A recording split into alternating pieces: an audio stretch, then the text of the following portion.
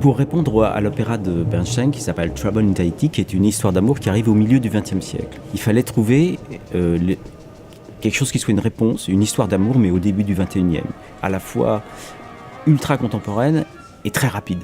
Et je voulais mettre en scène quelque chose qui soit de cet ordre-là, où les gens se rencontrent sans se rencontrer en fait. Alors la musique de Pascal Zavaro est extrêmement puissante. Pour moi, ça représente la musique du XXIe siècle. Donc ça a de forts éléments rythmiques qui traduisent cette espèce de train de vie de notre époque, mais également très contrasté avec des grandes plages lyriques. Ce qui est caractéristique dans la forme de cet opéra, c'est que c'est un opéra de chambre. Donc on a 5 chanteurs, 14 musiciens qui sont dans la fosse.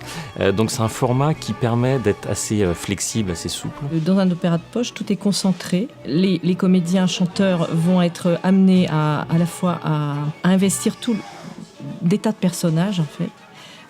Ils vont être aussi amenés à faire bouger le décor.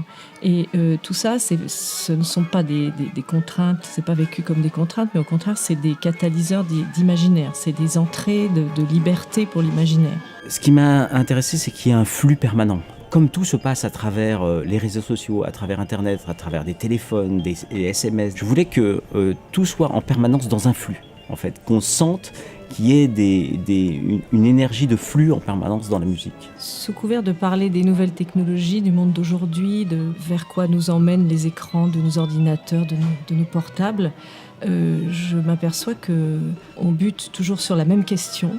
Qu'est-ce que c'est que le réel ? Qu'est-ce que c'est que l'imaginaire ? Est-ce que l'amour, c'est réel ?